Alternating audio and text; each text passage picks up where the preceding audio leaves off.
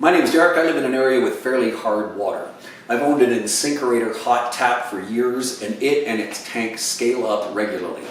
Insinkerator will tell you that these devices are maintenance-free and never need descaling. I'm going to prove to you that that's false. I'm going to show you how to descale the tank fairly easily, time-consuming. I descale mine about every 6 to 8 months. So here are the simple steps to clean your tank. First, unplug it and wait 24 hours, which I did yesterday, and yes, it takes a full 24 hours for the tank to cool down. Then turn the water off, which I did yesterday.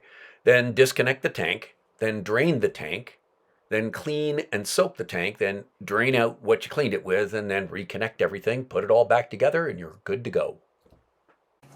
Disconnecting is actually pretty easy. It helps if you have a regular kitchen knife. There are 3 tubes on top of the tank. One is water in, one is water out, and the small one is air out.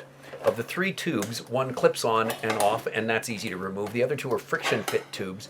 Push the back side of the kitchen knife underneath the tube, pry it up, it'll just pop right off. Now take the tank off the mounting screws that it hangs from. Just lift it up, it should come right off. Make sure to keep it upright.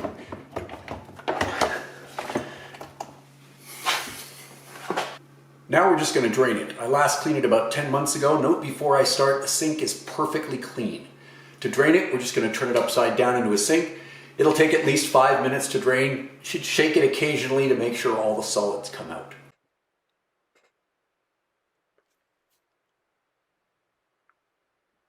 So you'll note how slowly it's draining. There's so much solids in this, it's plugging the holes where the water goes in and out, which is how the machine loses efficiency. That's a very, very, very slow drain. When it's clean, we'll see how much faster the water comes out. Some of the particles were actually fairly large that were coming out. Now that it's drained, you can see all the solids that came out. Those are mineral salts from the hard water. There are more inside the unit that won't come out. This is most of the solids I took out of the sink. I let it dry for about 2 days, and now it's basically the consistency of powdered sugar. And there's at least a couple of tablespoons of it. Back in 2016, before I started descaling these units regularly, after about a year, this is what the water looked like coming out of the unit. In fact, the solids were so bad coming out of the unit, Insinkerator sent me an entirely new tank. I took the old one apart, washed it a bit, and the amount of scale buildup left even after I managed to clean some of it was quite staggering. You can see in this picture. That's why Insinkerator telling you that you don't need to descale the tanks is actually completely incorrect. So here's the equipment you're going to need to do the cleaning.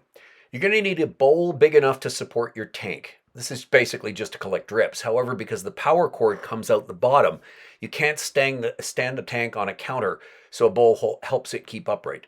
Next, you need vinegar. The capacity of the tank is 2.5 liters, so you'll need at least that much. Either regular vinegar or this cleaning vinegar works. You need a measuring cup to measure the vinegar. We need to fill the tank, so we need to be able to measure 2.5 liters exactly. I use a 1 liter or 4-cup measuring cup. We'll fill this 2.5 times. A funnel will help a little, but not by much. A scoop is helpful too, especially for the start. The most critical thing you need is a syringe. The bigger the better. But this end has to be able to fit in the middle and the left-hand tubes in order for everything else to work. I'll show you why in a minute. It helps to understand how an Insinkerator works in order to know how to clean it. Water comes in through this tube in the middle and just drops in at the top of the unit. Hot water comes out through this tube here. It comes up from the bottom of the unit in a tube that's internal. There's a restriction at the top to limit flow, so getting vinegar into this tube requires a bit of help. We can put vinegar into either of these 2 tubes. Air and steam are allowed to come out of the unit through this hole, so the tank is always full. You can't put vinegar into that hole. It won't work. Don't try. But what you should do is take a toothpick or some other small thing and slide it in there and make sure the tube is clean and not blocked. Time to start getting vinegar inside this. It's going to take about 45 minutes to get the thing full. At the start, pull the syringe plunger out. Then stick the tube in one of the holes. and then put the funnel in the syringe tube. Now you're ready to start. Now, start measuring your vinegar. We'll measure out, in my case, 1 liter or 4 cups of vinegar.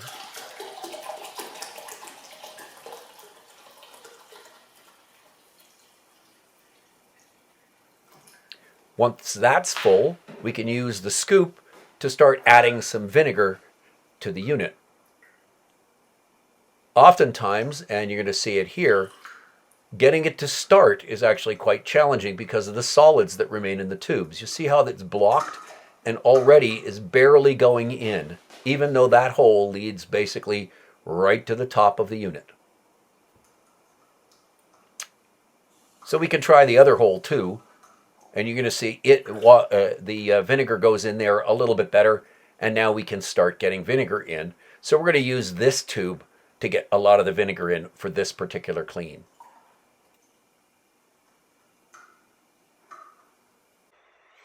Since this is not very interesting to watch, here's a time lapse of filling. You can see actually how slow the fill goes.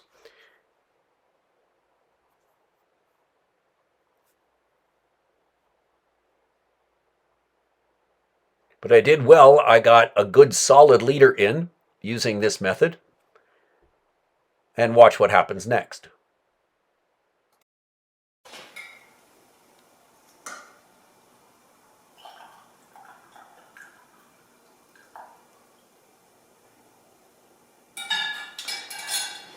Now along the way, you're going to get to a point where gravity won't work anymore and no more will go in. You might be able to get some in through the input port, but this port's just going to get to the point where it stops. As you can see, there's a liquid level in here. So now we have to start forcing that vinegar in, and this is when the syringe comes in handy. I've managed to get in about 1 2/3 liters, plus or minus, so a little bit more than half full before it stops, basically. So now we'll switch to putting it in using the syringe. We get rid of the funnel, not going to use that anymore. Going to put the plunger in, and now we're just going to start sucking up some vinegar in the syringe and injecting it into the machine. This is why having a really big syringe is a good thing. Doesn't really matter which one you put it in. Remember, there's a tube leading from this one all the way to the bottom. So there tends to be a fluid buildup in that tube, especially. So if I squirt it in this one, magically it'll come out the other one sometimes. Just keep squirting. And again, we'll go to time lapse just so you don't have to watch 20 minutes of this.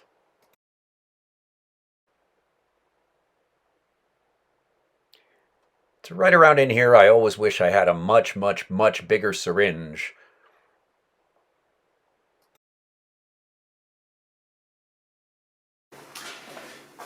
We're close to the end. You can tell it's almost full until it's working because foam starts coming out the other tubes.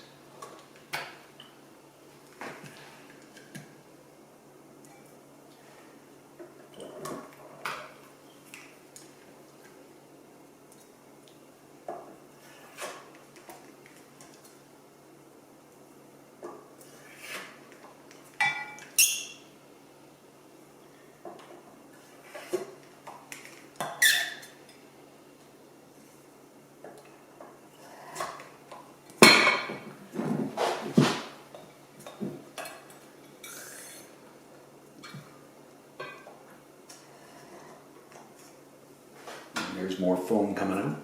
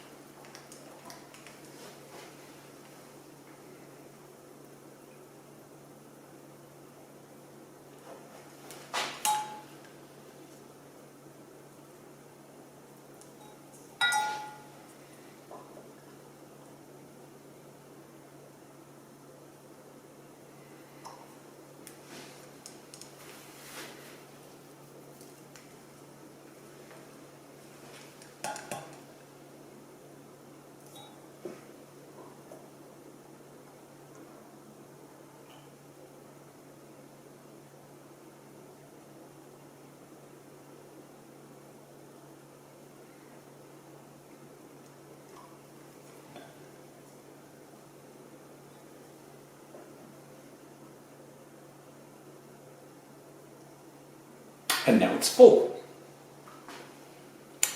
And now we wait. I recommend at least an hour or more, and if you stick your ear over the holes, you can actually hear the fizzing going on inside. You need to clean the tap too, and while you could try filling up a baggie with vinegar and wrapping it over top of here and try and soak it, that's probably not going to work. It's probably going to drain down inside, so you have to take it apart. And Insinkerator tells you can't take it apart either, which is false. You can't. For starters, make sure your drain is covered, because there are 2 to 3 small parts in here that are going to come out. And the goal is to get them out.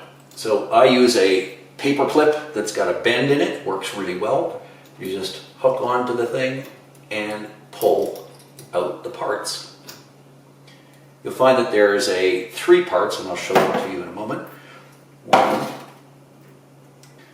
To get the other 2 parts out, here's one of them right here. I'm going to use just a fine point. Here it comes. These are the small parts that came out. There are 2 fine screens and a flower-shaped diffuser. The screens in particular get very scaled up. You can see one of them is completely almost blocked. Just soak all 3 in vinegar for about 30 minutes and they'll come clean. Once they're out, I also tend to scrub the empty nozzle tap itself with some CLR bathroom cleaner and a toothbrush just to be thorough. So once they're clean, put all 3 parts back into the tap. The 2 screens go in first, and then the flower diffuser holds them in. It's just a friction fit. If they're loose, it's easy to make this flower diffuser a little bit bigger by taking that olive pick, putting it inside one of the flower holes and just pushing it, just stretches it a little bit and makes it fit a little bit better. To put them back in, it really helps if you actually use a mirror to see what you're doing upside down.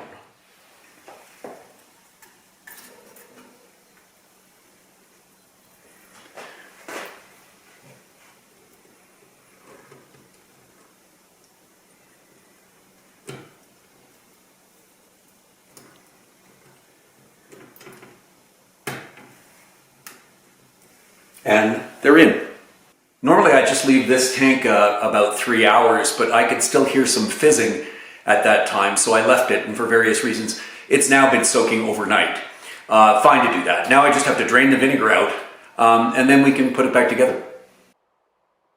So compare the flow rate here to when it was dirty and we were trying to drain it at the beginning. It's just a continuous flow here, nice and smooth. Now we just hang it back up on the wall, connect all the hoses back up. They go together real quick. 1, 2, and 3. Very simple. But do not plug it back in yet. Not yet. Turn the water back on, and now you can just turn the tap on and wait. So it's going to take about maybe a minute, maybe a minute and a half for the water to come out. And we just hold the tap open. It's just water's flowing into the tank. Tank's not heating up. We're just displacing the air out of the tank. It's coming out the holes.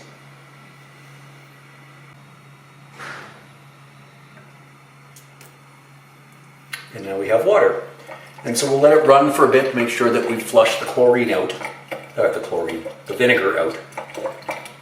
It'll smell a bit like vinegar for maybe a day or so, simply because there's a bunch of vinegar in there, or there may be still bits left, but we've got to rinse it out. So now that the tap is full, you can plug it back in. If you want, you can pour some or get some regular plain everyday water into the tank before you reconnect it. You can try to flush out some of the vinegar that way. That works too. Any way you'd like, but I don't find that much vinegar stays in, so it's perfectly fine to do this, and it'll be okay after, as I say, a day or so. So, in summary, follow these simple steps, and you can descale your Insinkerator hot tap. And it does need regular descaling. To do it is straightforward, but time-consuming. Just follow the steps on the screen and watch along with the video. Thanks for watching. Hope it's been helpful for those Insinkerator owners like me.